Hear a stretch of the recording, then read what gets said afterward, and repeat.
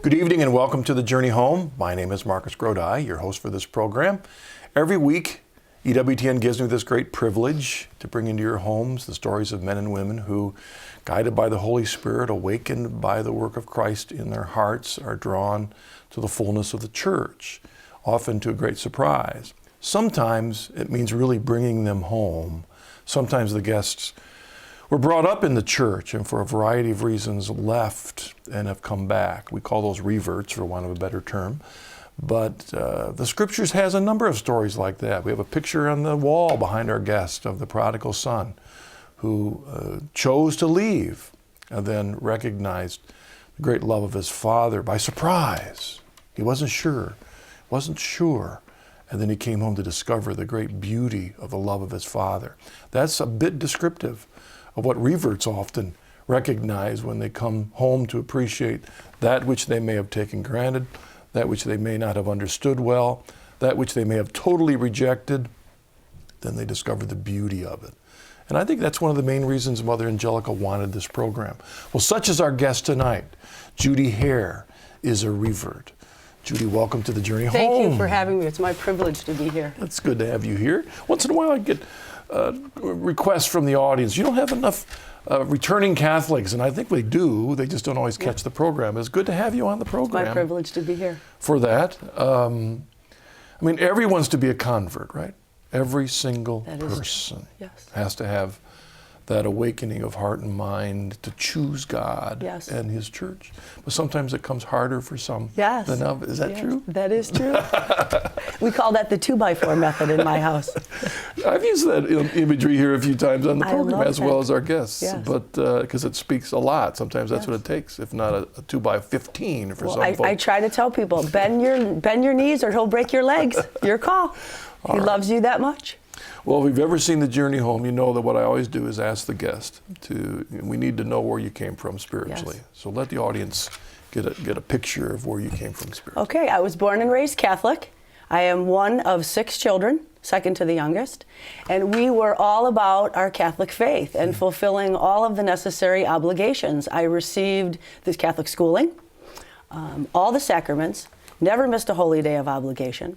And I do believe that the disconnect was not having our theology and reality collide in our everyday life. You did all the hoops. We did. But you don't think you caught on what it meant as a young person?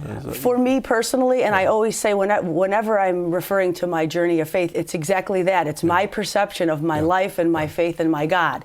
Oftentimes my siblings might have perceived things from a different perspective. Right. So for us, we fulfilled whatever the obligations were. And I believe that my parents wanted nothing more than to provide a loving, nurturing, faith-filled home. And if I had to sum up my mother and my father, I would say my dad was the Old Testament and my mom was the New. My dad was all about the laws and fulfilling what it is about respect and reverence and discipline and obedience. And my mother was all about the love, mercy, and forgiveness. And so there was kind of not a disconnect, but it was difficult to manage the two as a young child. And as I said, I received schooling and sacraments. Did you ever play your dad or your mother off each other? Absolutely. We all did. We all did, and we did it quite well, almost to the detriment of their sanctified union, if you will. So the disconnect was the Savior and the Scriptures didn't either collide with the sacraments and the schooling. And so I do believe the message is always predicated on the disposition of the recipient. So I'll say that what I heard was something different than maybe the message that was attempted to be conveyed. You're not here to point fingers Never. At why you didn't catch it. No, my parents did the best they could with what they had, but they too were broken people, and I think what they came as parents wanting to give, they gave. And in many cases, I think if you ask them, they would tell you they'd do the same thing all over again because it was in the right spirit of trying to stop the cycles of defeat, if you will, point to your faith as the source and strength of everything, and they tried to do that. But I often say that for me I was always looking for love in all the wrong places. They even wrote a song about that, right. I think. Yep. And I always just wanted to be loved and accepted, and I don't recall ever feeling that as a child. A constant feeling of lack and discontent was a serious part of my overall being. And so I tried desperately to fit in and to try to make sense of my place in my family. And so I assumed the position of, I often say, I was kind of like Joseph. And no wonder they threw the guy in the well. Because I was one who was very self-righteous, and I promised that I would do better than my siblings and do all the right things in order to get the attention and the affection that I so desperately craved. And that was my motivation for the majority of my teen years. You were following in line with your father's expectations? Absolutely. The legalism? I didn't mean to use that word in that sense. Understood. But living the faith, Yeah. the obedience, the right living, which is all good. Yeah, from a spirit of total self-righteousness. And so within the context of the family on Sundays or whatever, you had the appearance of a good Catholic daughter. Absolutely. Behind closed doors, did you pray? Absolutely not. I asked my siblings this. I don't think I ever prayed personally by myself, but I believe that we prayed as a family. We said grace. Yeah. I believe we said some Catholic prayers before bed, but I don't recall prayer and the reality of a Savior and a personal relationship with a God who loves you above all things and wants to know you intimately. That was never my understanding of who God was. He was this far away, distant, judging, condemning Father who I knew that I could never measure up for. And as a child, I suffered with instances of sexual abuse, which I think distorted my understanding of authority and innocence and struggling with an eating disorder, just different things that I think wreaked havoc on my identity. And therefore, I suffered a tremendous identity crisis. And no one ever said, oh, but you are a child of God, no matter what, first and foremost. I don't recall those words ever being spoken. They assumed you knew all that? Maybe. You know what I mean? They assume you go to church, you do this. Well, she must know this. Yeah. Well, I think my parents entrusted the upbringing of my faith to the system, to the school system, and now I know that I and my husband are the primary educators of our children's faith. But I think my parents sought out the experts and believed that they would lead and guide. And I was the sheep that just kept going that way, if you will.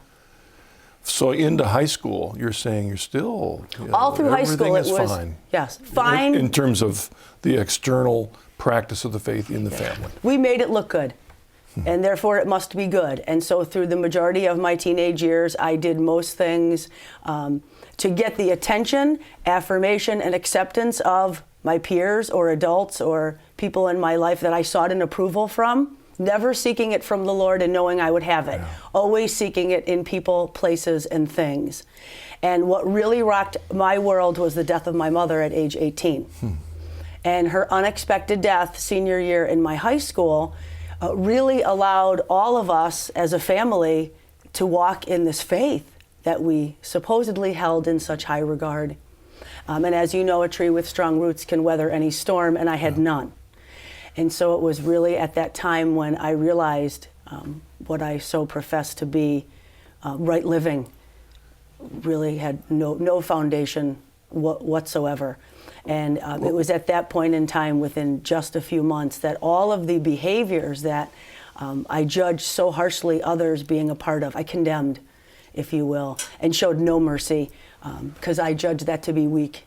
I found myself using every crutch available to me to numb every wound that had been inflicted and the pain that came with an identity crisis, I guess. That's the only way I can describe it. I remember in the early scenes of Gone with the Wind when, the main character, the girl, right now I can't think of her name. Well, I can't believe I can't think of her name. But the family prays a rosary in the movie. She's all about herself, yet she's there with the rosary. The whole movie is about herself. And so as a result, she's just total disconnect from the spirituality of the family. Well said. I mean, I've been preoccupied with myself from birth, and I make no bones about saying that, and sought attention and affection and affirmation from people, places, and things. And when I couldn't get those and those things failed me, Yeah. I chose not to turn to the Lord because he was this distant, judging father who clearly would not want anything to do with an unworthy person like when you're myself. driven to have this fulfillment for yourself, and you don't get it, the panic can be to work harder to get Yes, that, to absolutely. work harder to get that. So you're even less open Yes. to the right answer because you can't give up on this task. That's correct. To fulfill what's good for you. And I mean, there you are. That's correct. And all of those exercises were temporary. You know, they did serve a temporary purpose. However, they all ended in vain, and more emptiness and more brokenness. And I moved from that, you know, feeling of self-justification to self-pity at the death of my mother, without a doubt, to self-hatred for the choices of behavior, becoming a drug addict, going back into my eating disorder, addictions of smoking, drinking, drugging, promiscuity, just every single thing that could numb and erode my dignity that I didn't know was inherent and given to me as a child of God. I didn't know that. Nobody ever said to me, "Hey, baby, God works all things for good, for his glory, for those who love him," when my mother died. We didn't mourn the death of my mother that I remember, that I recall. So I mourned it in my own way to numb it and anesthetize it. So you're talking about your high school years. All the stuff you're describing was a part of your high school years. I did the right things until I was 18. Okay. And she died. There you go. And it was downhill from there. And I spent the next 5 years in what I call a pit. And as I would define a pit, it's that you can't stand, you lost vision, and you feel stuck. And in my case, whether I was thrown in, slipped in, or fell in, I constantly found myself in a place of despair and hopelessness. And that lasted for about 5 years. Wow. Those behaviors of self-destruction permeated every part of my life. Where was your family during that time? They were pretty much living in some of their own behaviors that weren't very pleasing to the Lord, for similar reasons probably. My dad loved me as best he could from a distance and tried to call me back as best he could, but it was not fathomable to him how I would have chosen that path despite what he judged to be such giftedness and talents that the Lord had given that I practiced for the first 18 years of my life, and how all of that could be eroded because there really was no foundation. Sometimes families are described, and obviously this is not locked solid, but often the father is mind, mother is heart of the family. Your heart of your family died. Is that when you look back, when your mother was gone, the heart? Yes, without a doubt. That was the person that I could say was my tangible, Christ-like example of love and mercy and forgiveness. And she held it all together despite so many of her own obstacles, raising 6 children, pretty much without the help of my father. He worked outside the home, and she raised us children. And a beautiful job she did, and did point to our faith. Whether we chose to grasp onto it or not, in my case, I didn't. I chose to step outside my faith and seek alternatives that were degrading and, like I said, eroded the very dignity that God gave me. And that lasted for about 5 years. 5 years. Did you have a guilty conscience during the 5 years? I killed my conscience. I understand now the importance of a well-formed conscience. Mine was deformed, malformed, and uninformed. And I believe that you can do that at some period of time. Especially as you've identified in terms of the criteria of conscience as self, if that's, as you look back. Yes. I don't want to put words into your mouth, No. but I mean, that's what it sounds like to me as you look back, that your conscience, yourself became the grid of your conscience would determine what was right for that conscience. That's correct. If it felt good, I did it. And the more I did the things that I knew were not pleasing to God, the more distant I felt from him, and the less worthy I felt of ever returning to his church or my faith or who it is that I know now that he called me to be. And so I did those behaviors for, like I said, about 5 years until they consumed my life and my existence to the degree where life was not even something I wanted to be a part of anymore. And where suicide was the next viable option is about how bad it got. You know, I'd be better off not here. And so the self-pity went to self-hatred, which went to self-condemnation. And like I said, I've always been preoccupied with self. It was a different form of self. Your message carries a message also to our audience, because to look at you, all this stuff, you wouldn't think this stuff's going on, and that's a message in itself. Yes. That you can't look on the outside of somebody and always be sure what's going on the inside, because we can put on a facade. Oh, sure. That You makes can it look dress like it up we're and make it look all really together. good. That we're all together, but that can be just a complete facade. Yes. And in the defense of those people who operate under those parameters, as I was that person, I did believe if it looked good and you could put it together and make it presentable, then it must be good. Then somehow, through osmosis, it would become what it's supposed to be. And I know now that those efforts were truly in vain. But I didn't know then. I had eyes I couldn't see, I had ears I couldn't hear, and I was on a path of self-destruction, and anything in my path was, taken out. I was on a mission. You fool yourself with the facade. That is correct. Denial is not only a river in Egypt. So, 5 years of it. What happened? 5 years of it. I did the geographical cure. My grandmother, who I loved, who was an excellent example of God's mercy and grace, also said... I thought shopping was the cure. I tried that too. Someone would say I was a shopaholic. If it had a holic after it, that was absolutely me. Anything that had to do with slavery and captivity, bondage, that was me. For the majority of those years. So you moved. So I picked up and moved, but I found out wherever you go, there you are.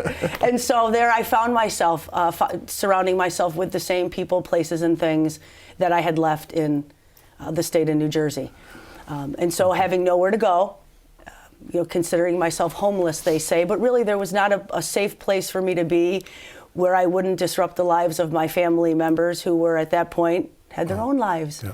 And so I was able to check myself into a treatment center. And that was the first inclination of, when suicide wasn't an option, I don't know if it happens to other people, but when I called the suicide hotline and they said, please hold, that was concerning to me. Please hold. You're Who says kidding. that?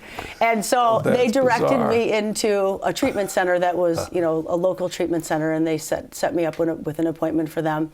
So my friend took me there Monday morning, and I have to tell you, Marcus, I believed that they were going to teach me to be normal, because I was not a normal person. And they said, oh no, this is about abstinence. And I said, what? I couldn't even spell that. Never mind embrace it as part of my existence. I could not live a day without something that would numb my pain. A slave to drugs is what I was. And so when I went into treatment, that is when I was introduced to a God. That was the first time that you have to admit that you're powerless. Was it a 12-step program? It was a 12-step program. Done with a concept of God as Absolutely, as your higher power. Yep. And so I loved that there was this God who was, I don't know, I didn't think I knew him as merciful just then and loving and all powerful. I just knew he was powerful enough to take away this addiction that consumed every part of my being. And not just with drugs, everything. And I can honestly say that I now know the power of the cross to be either delivering us 100% entirely or giving us the ability to endure it. And I didn't know that. And God delivered me immediately from the desires to use drugs to the degree that I did on July 10th of 1989 when I walked in that facility. And so I was praising his name and loving this newfound God and really embracing my powerlessness. I was so happy to say, I'm Judy, I'm powerless over everything. Everything has controlled me for the majority of my life. And so that lasted long enough until I forgot about who God was again. And it hadn't connected to your childhood faith. No, absolutely not. It was different. It was just some tangible thing that I could grasp onto. And I embraced the 12-step programs and believed it changed my life. Yeah. But unfortunately, the change was not lasting because it was not a change of heart. It was a conversion to some degree, but it was not a transformation.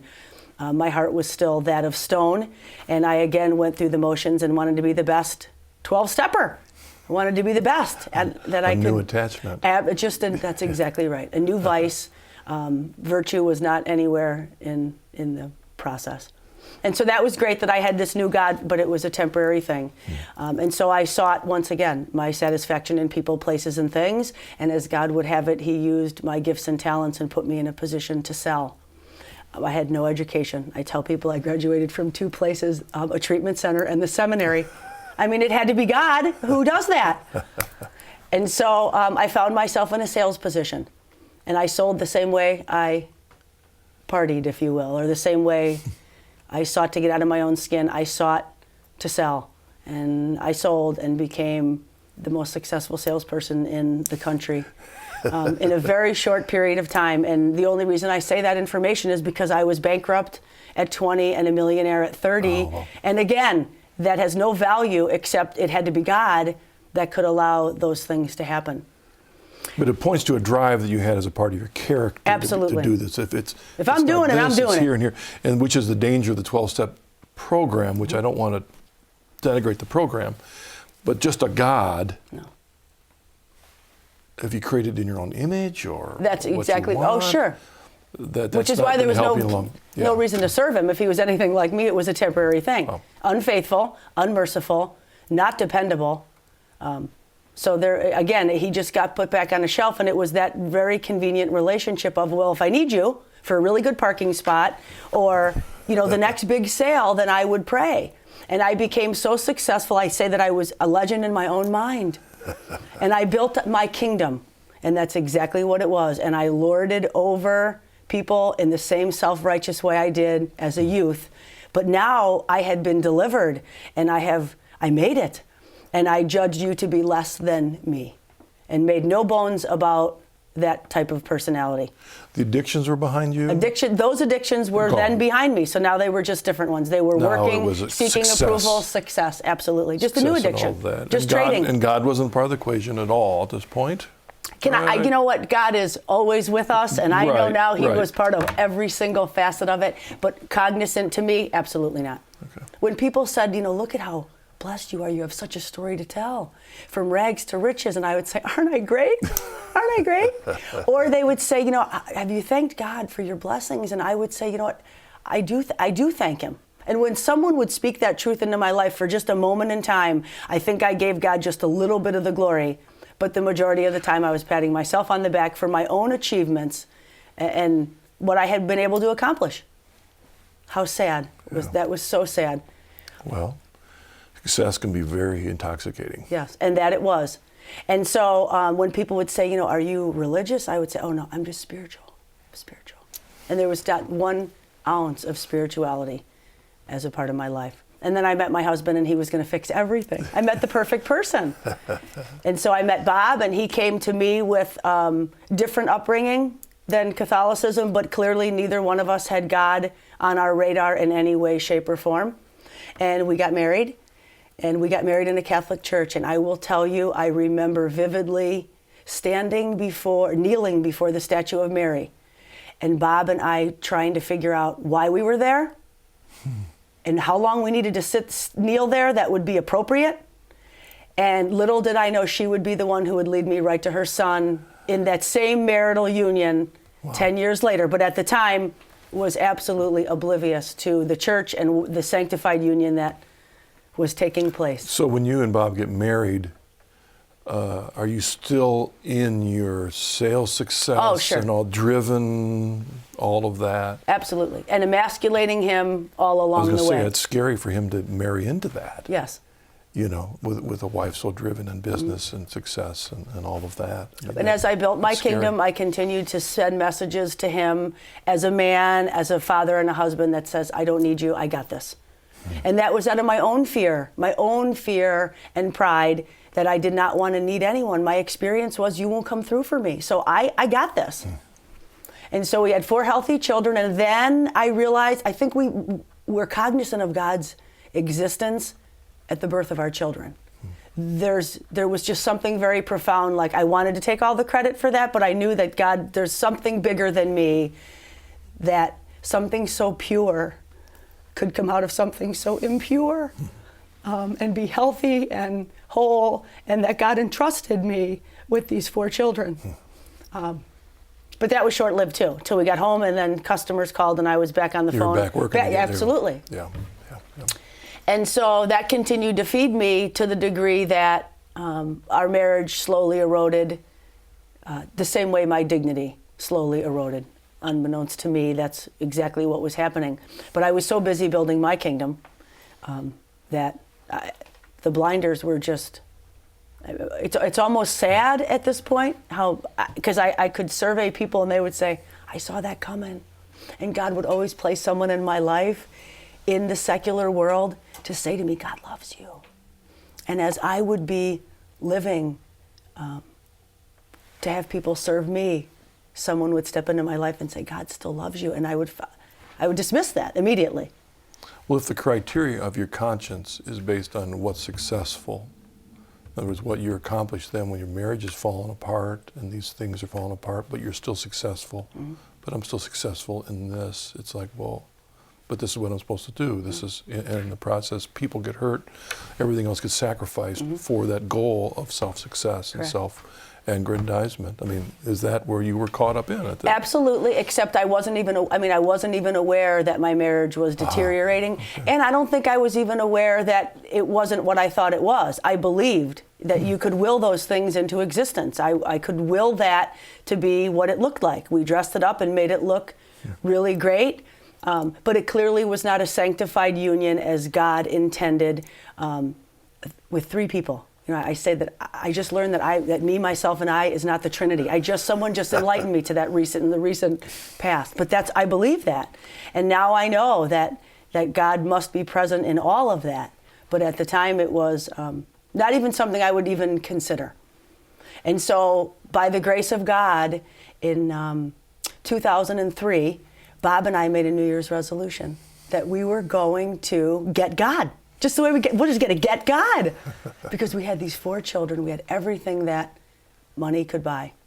Clearly, our life would be something that anyone would look at and desire to have because we had everything.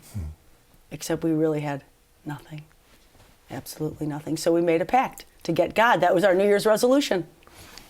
It's a good place to pause. Great. Time for a break. Okay. All right. So you've made a resolution. You're going to go about it the way you've always done to get things? Absolutely. All right. We'll come back and find out when we come back from the break. Thanks, Judy. Thank you. See you in a bit.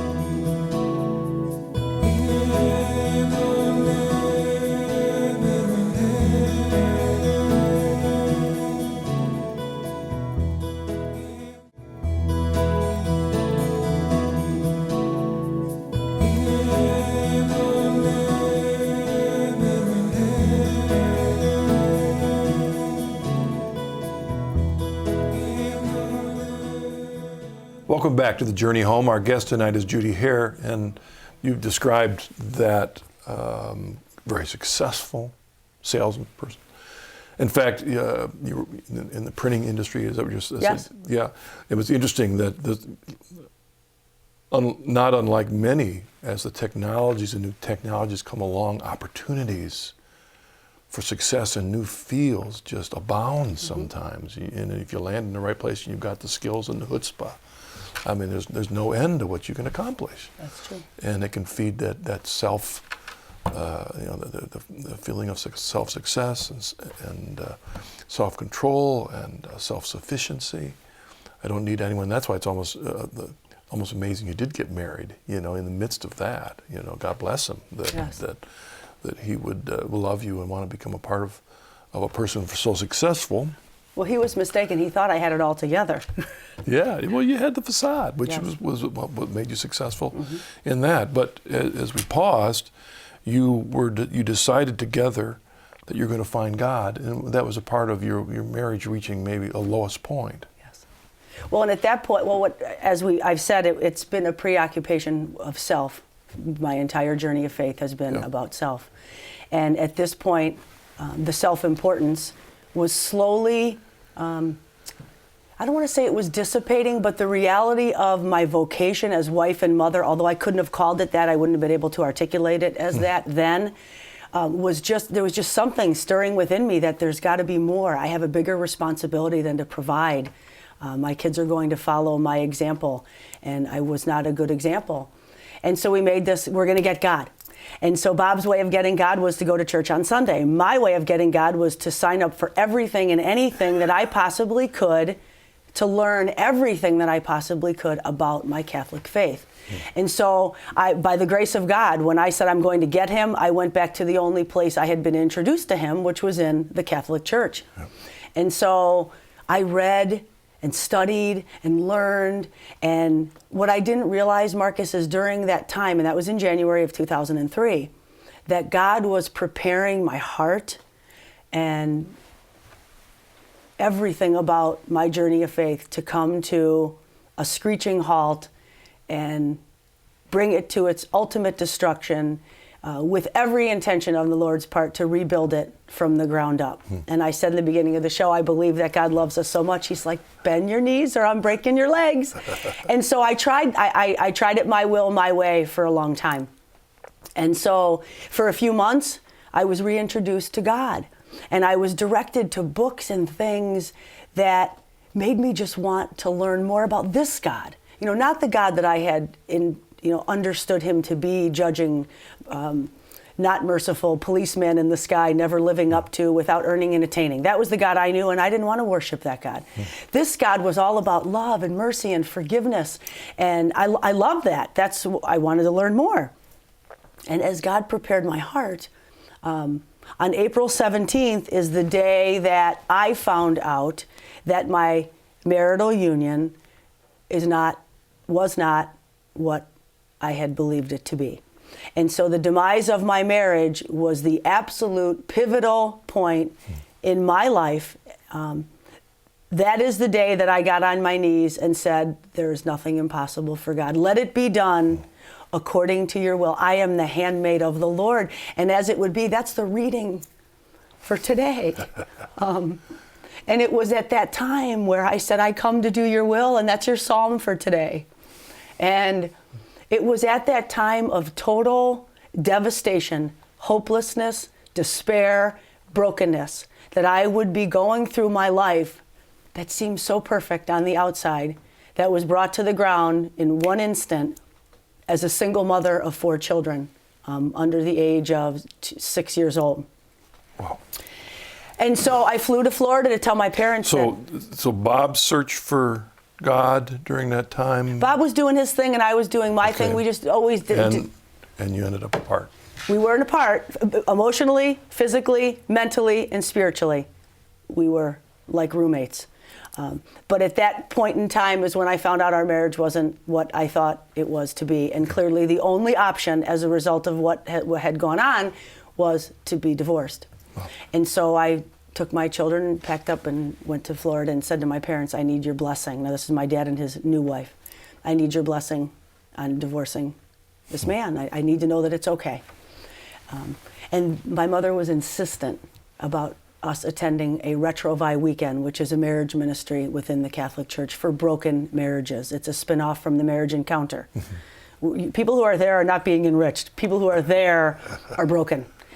And I thought it would be an absolute waste of time. But to make a very long story short, by the grace of God, my husband and I stepped foot into that Revert weekend. And by the grace of God, we chose to make a decision to love, forgive, dialogue, and pray.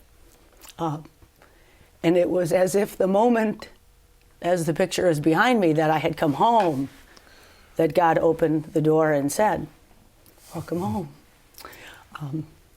And it was at that time on April 17th where the only place I could find solace and peace was in the Eucharist. And I ran to Mary and I ran to Mass like I did everything else. And it was the most profound time in my life to experience the presence of God. And I was in such pain that I don't know what I prayed other than a lot of times I said, change me. That was really my ultimate prayer. Change me, Lord, change me. And I knew that I would be changed if I received his body and blood in the Eucharist. I knew that. And Do you know that you mean from the seeds planted as a child? I will say that that's infused knowledge. Great. I don't know. But when you realized, that's what you're saying. I truly just knew this was. I knew that. I knew this was where I should be. And Mary, who I kneeled down to and said, what am I doing in front of this silly statue and why am I here? Little did I know, as I said earlier, that the Divine Mercy Chaplet was the prayer that I said when I wasn't broken and crying. And Bob will tell you that it was a 2-year cry. She cried for 2 years. But it was so healing and cleansing. It was exactly what had to take place in my kingdom for God to say, oh, baby, it's so not about you. But it is about you in the way that I have loved you, and that what was meant for ill, I will make for good, and your history will someday be your destiny, and you just keep both hands and don't look back. And I'm convinced that's why they have a rear view mirror that's so small and the windshield so big, so we don't have to look back unless it's for our own safety and well-being. We can look forward into what God has planned for us. So we went to the Retrovi Ministry, and we agreed to rebuild our marriage. And from the ground up, piece by piece, God did exactly that. And so I found myself, again, searching more and more I just wanted more of this feeling of peace in total uncertainty and despair. I just was on my own journey.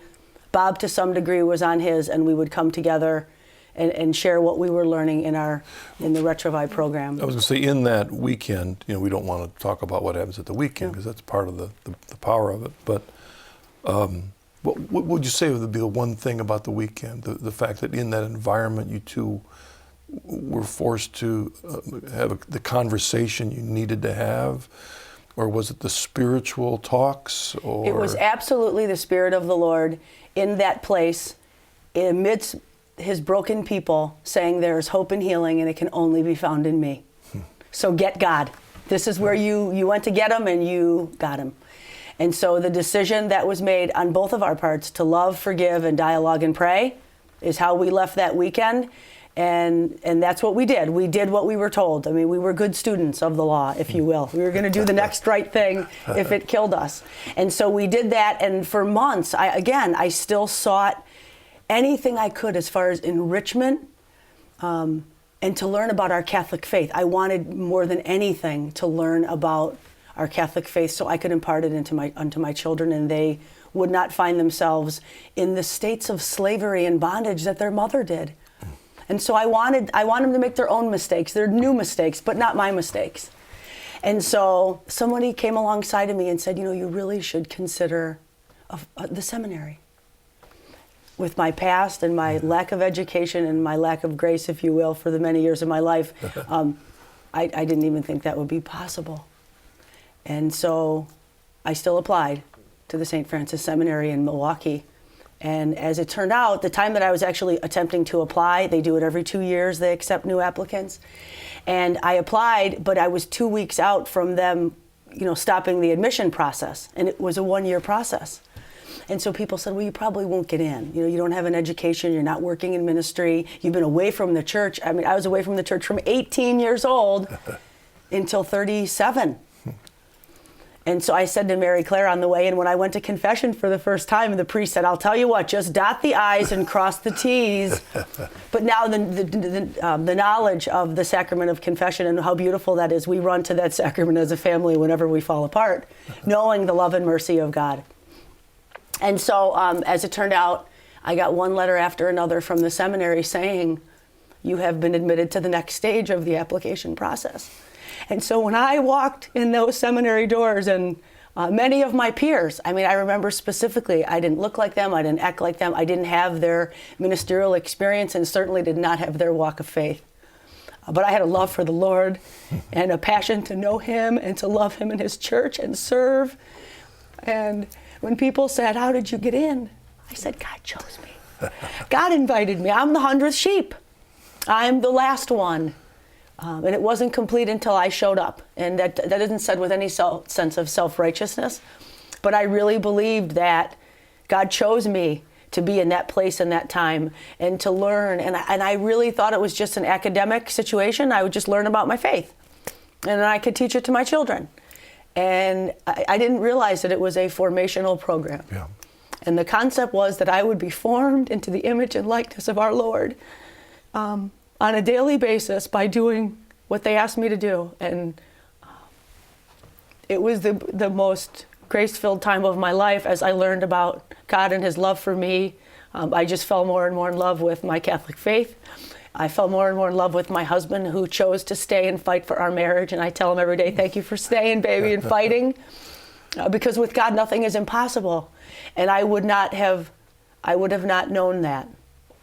And so I graduated from the seminary after 4 years, so that's 2 graduations. And my dad said, I'm definitely coming to this graduation because I missed your one from the treatment center, because he wasn't invited to that one. And so I kid and tell people that I was not worthy to stand in his church and minister and be amongst the spiritual giants that I was at the St. Francis Seminary.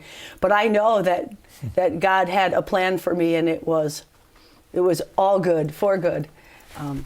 So I found myself in the seminary, graduated from the seminary, and part of the process of discernment is exactly that. It's discerning where it is that you are called.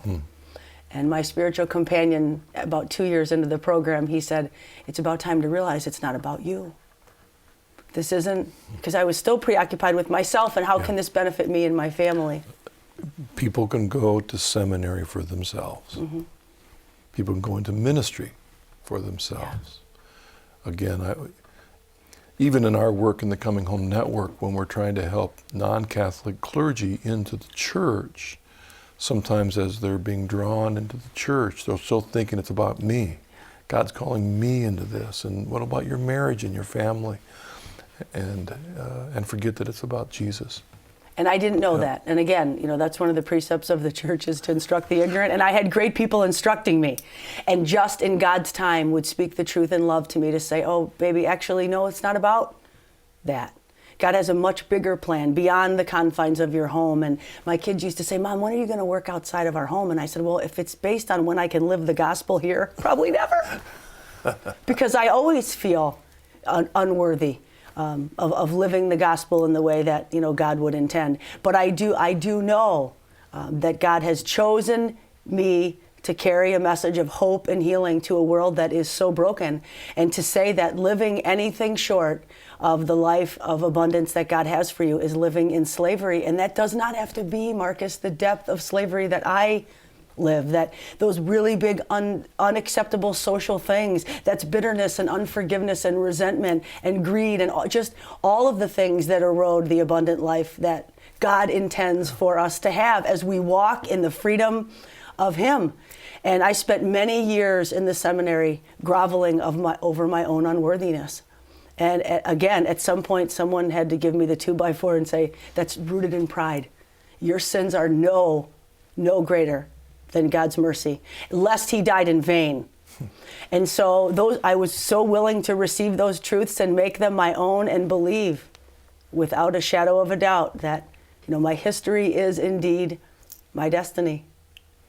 We've got an email that might just tie in right now. Okay. Because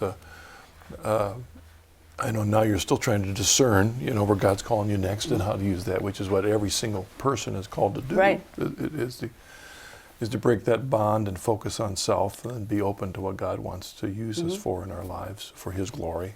Okay, this is a email. Bethany from Maine writes, I've made a lot of mistakes in my life. And while I'm trying to get things together, I keep getting discouraged and falling back into old bad habits. Does Judy have any tips for how to keep my life on track? I also have a hard time believing God has forgiven me for what I've done. That's Bethany. Okay. Well, Bethany, as far as I'm concerned, what has worked for me profoundly is approaching the sacraments. Every day I believe in the transforming power of the Eucharist and the Word of God, and I could not then, in my brokenness, get enough of that. And unfortunately, I was not catechized well, and I was not evangelized well. And again, message based on the disposition of the recipient. But I know now to believe God at His Word, and to sit in His Word and learn His truths. I mean, Satan believes in God. It's not enough to believe Him. We have to. It's not enough to believe in Him. We have to believe Him that He is who He says, and He does what He says, and we are who He says we are, and nobody can tell us any different.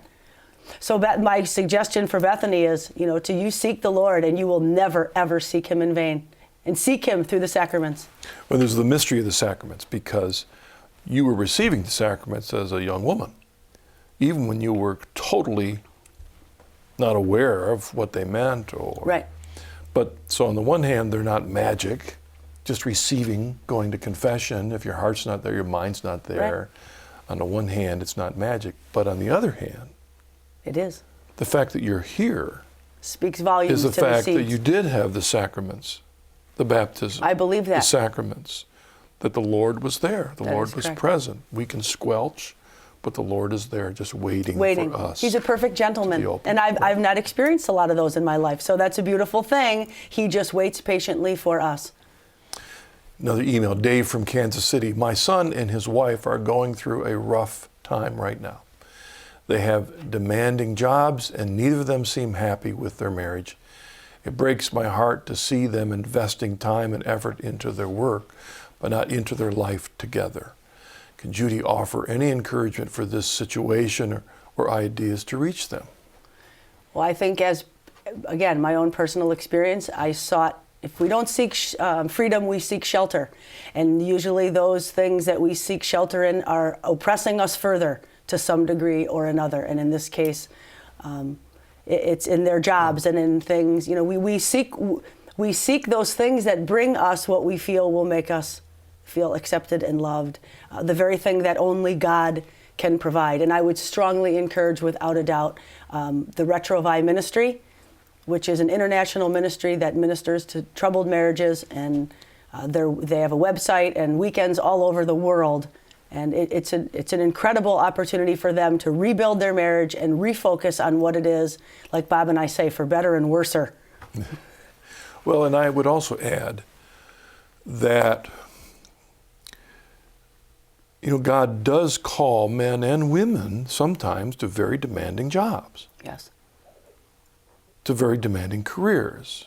And when we look in history, they're great heroes in the work environment that made big differences in our world in a very positive way.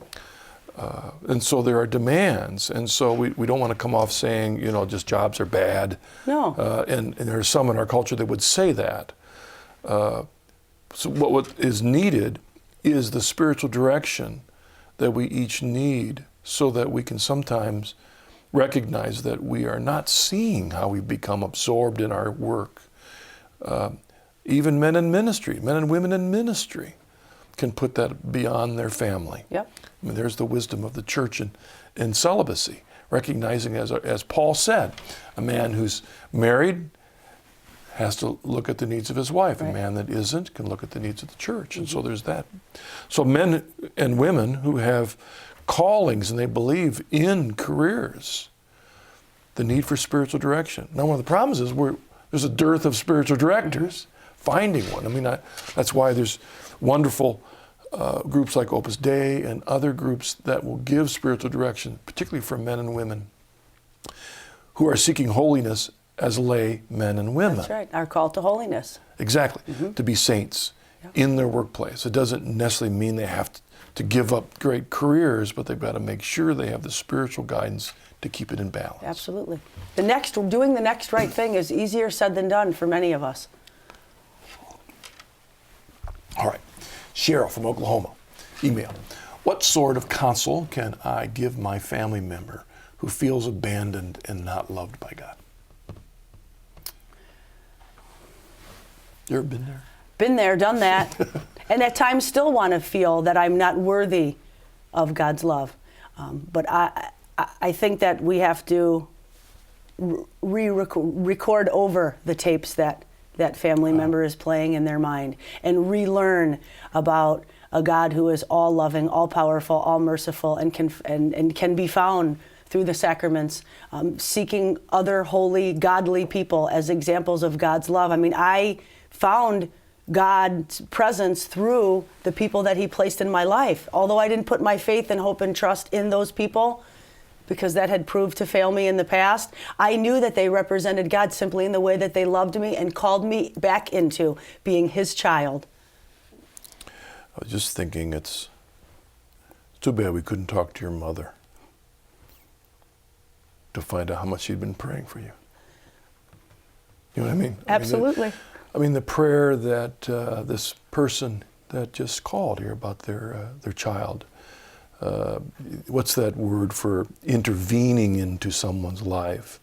But you can't force them out of a self-centered lifestyle. No. But the prayer that is behind that was probably there in your parents for you, whether you knew it or Absolutely. not. was what later I believe came to that. fruition. I mean, Not only my we have- mother, who passed away, but my dad's new wife was another Christ-like example. And as far as that abandonment email, God never abandons us, never leaves us, never forsakes us, never abandons us. Never. As much as we want to believe it, it's a lie. Yeah, all right. Jesse from Wisconsin writes, I've started tuning into EWTN lately. I found the channel by accident, and it brings back many good memories of being raised Catholic. Since becoming an adult, I've pretty much shelved my faith for raising a family and pursuing a career. I've been thinking about getting more involved with church and would appreciate prayers and advice. So, I mean, you jumped into the seminary. That may not happen for everybody that way. What's some advice on him wanting to come back? Sometimes it is hard to come back, because, like you said, all the tapes are there from your childhood experiences in the church. I believe it. I think I've said it on the show so far, is I believe that we never seek the Lord in vain. We take one step to him, and he takes two back in our direction. And if you seek him, you will find him in his church, in his people, in the sacraments, and obviously the seminary 4-year program every Saturday with 4 kids under the age of 6 is not ideal for everyone.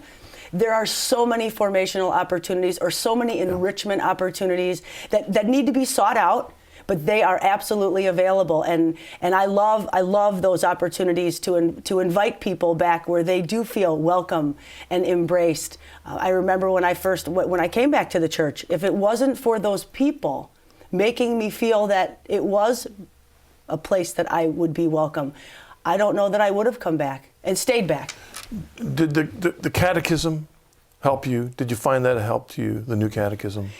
That was part of the teaching in the seminary, was to study the catechism of the Catholic Church. Right. And the more I studied the whys behind what we do as Catholic people, the more in love with the church I fell. And and that's what I loved. I don't recall, Marcus, any of the things that I'm learning now and have been learning as part of the foundation, although clearly seeds were planted. They were there, but you weren't a receptive soil, as Jesus would. No, I was the rocky ground for sure. But I do encourage folk, if you're trying to get back, I know there are alternative voices to this, but I believe that the catechism is a great gift to us. It really is. And our Holy Father, Blessed John Paul II, said in the beginning of that the reason, this is the compendium, this will help you understand and bring it together. Read it slowly, maybe a page a day. And it also begins from the beginning to the end. It has a whole structure to help you discover all the aspects of our faith. I strongly encourage the catechism. Let's say we've got somebody watching that's just like that last email that is caught up now where you were. What would you like to say to encourage them to make the same journey home you've made? In which place where I was? In this state of slavery and a broken marriage, and where? Consumed with financial success and earning and attaining and all of it? Yeah, boy, maybe they'd be watching. That'd be great if they were caught up in that. Why should they make the same journey home you've made? I have struggled my whole life to be able to be in my own skin. I have struggled my whole life to be loved and accepted. And it is can only be found in the love that comes from the Lord and in his church. And I spent so many years, I don't even want to say they were wasted, Marcus, because it was all God's doing in all of those years of pain. But the bondage that I lived in is so not the reason that Jesus died. It is so not why we have what we have in the Catholic Church. Come home. Well, it's certainly not wasted. Never. Because, as St. Paul says in the first chapter of 2 Corinthians, that we are comforted that we might comfort. In the same way that we were comforted. It empowers us to be able to comfort. Because of what you went through, he has given you a perspective from that perspective that other people may never have, because you were caught up in that. That's exactly right. And you're not called to point fingers, but you can say, as you said a bit ago, I've been there, done that. And then maybe the Lord can use your witness, both here on the Journey Home program, but other opportunities. Well, and when I was in the seminary, like I said, I spent 2 out of the 4 years groveling in my own unworthiness. And they finally said, baby, you've groped your way into the light from the darkness. Now live like you are forgiven. Now live like a forgiven person, as Brendan Manning says. All right. So there's the grace that empowers us to do it. Yeah. Thank you, Judy. Thank you. It's my privilege. Much. Thank you. Thanks for joining us on the program. And thank you for watching this program, listening to it. I hope it's been an encouragement to you. You might know someone in your life that's going through the same stuff. The power of prayer, the power of love, the power of forgiveness, and all because of the power of our Lord. God bless you. See you next week.